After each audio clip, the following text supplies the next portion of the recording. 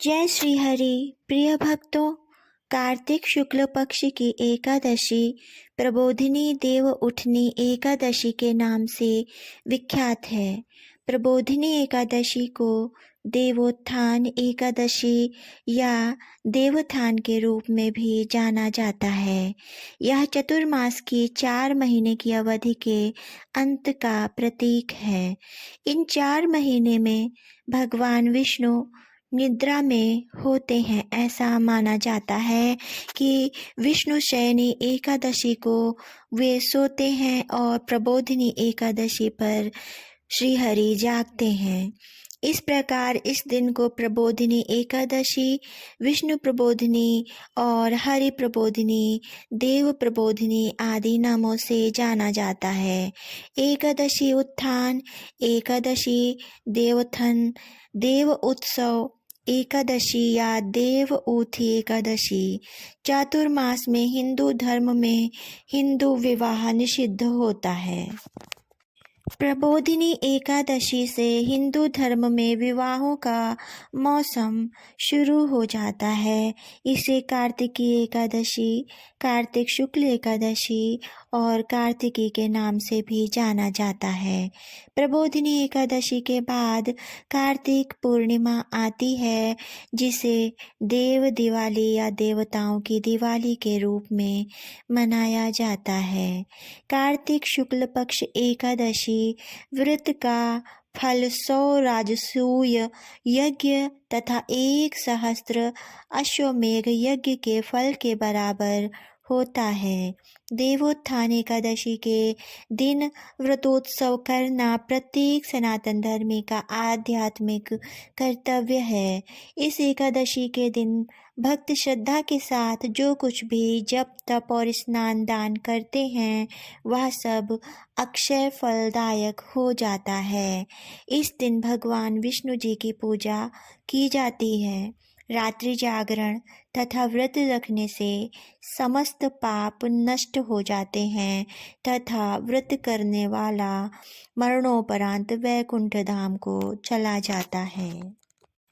देव उठनी एकादशी के दिन व्रत करने वाले का सुबह स्नान कर स्वच्छ कपड़े पहनने चाहिए। पूजा स्थल को साफ करें तथा पूजा स्थल पर अथवा आंगन में चौक बनाकर भगवान श्री विष्णु के चरणों को कलात्मक रूप से अंकित करें। अगर आपके आंगन में धूप आती है तो भगवान श्री विष्णु के चरणों को ढक दें। पूरे दिन व्रत करें और दिन में 1 बार फल आदि खा सकते हैं। भगवान विष्णु को 4 मास की योग निद्रा से जगाने के लिए घंटा, शंख, मृदंग आदि वाद्यों की मांगलिक ध्वनि के बीच में ये श्लोक पढ़कर जगाया जाता है।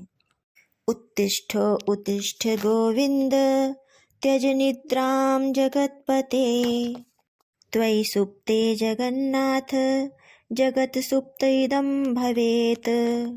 उत्तिष्ठ उत्तिष्ठ वाराह, दंष्ट्रो उद्धृत वसुंधरे, हिरण्याक्ष प्राणघातिन, त्रैलोक्ये मंगलम कुरु। इस श्लोक के बाद भगवान विष्णु को तिलक लगाएं, फल आदि अर्पित करें, नए वस्त्र अर्पित करें और मिष्ठान का भोग लगाएं तथा देव उठनी एकादशी की कथा सुने तथा आरती करें। प्रिय भक्तों, आइए सुनते हैं देव उठनी एकादशी की कथा, जिसे सुनकर मनुष्य के समस्त पापों का नाश होता है तथा उसकी समस्त मनोकामनाओं की पूर्ति होती है। कथा इस प्रकार है।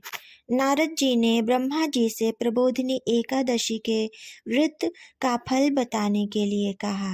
ब्रह्मा जी ने सविस्तार बताया कि हे नारद, एक बार सत्यवादी राजा हरिश्चंद्र ने स्वप्न में ऋषि विश्वामित्र को अपना राज्य दान कर दिया। अगले दिन ऋषि विश्वामित्र दरबार में पहुँचे तो राजा ने उन्हें अपना सारा राज्य सौंप दिया। ऋषि ने उनसे दक्षिणा में 500 स्वर्ण मुद्राएं और मांगी। दक्षिणा चुकाने के लिए राजा को अपनी पत्नी एवं पुत्र तथा स्वयं को बेचना पड़ा। राजा को एक डोम ने खरीद लिया। डोम ने राजा हरिश्चंद्र को शमशान में नियुक्त करके मृतकों के संबंधियों से कर लेकर शवदाह करने का कार्य सौंपा था। उनको जब यह कार्य करते हुए कई वर्ष बीत गए तो एक दिन अकस्मात उनकी गौतम ऋषि से भेंट हो गई। राजा ने उनसे अपने ऊपर बीती सब बातें बताईं तो मुनि ने उन्हें इसी अजा प्रबोधिनी एकादशी का व्रत करने की सलाह दी।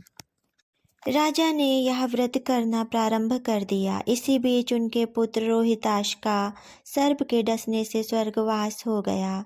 जब उसकी माता अपने पुत्र को अंतिम संस्कार हेतु शमशान पर लाई तो राजा हरिश्चंद्र ने उससे शमशान का कर मांगा, परंतु उसके पास शमशान का कर चुकाने के लिए कुछ भी नहीं था।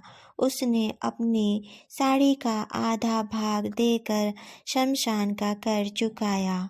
तत्काल आकाश में बिजली चमकी और प्रभु प्रकट होकर बोले, महाराज, तुमने सत्य को जीवन में धारण करके उच्चतम आदर्श प्रस्तुत किया है। तुम्हारी कर्तव्यनिष्ठा धन्य है।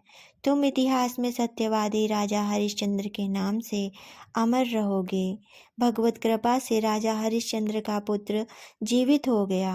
तीनों प्राणी चिरकाल तक सुख भोग कर अंत में स्वर्ग को चले गए।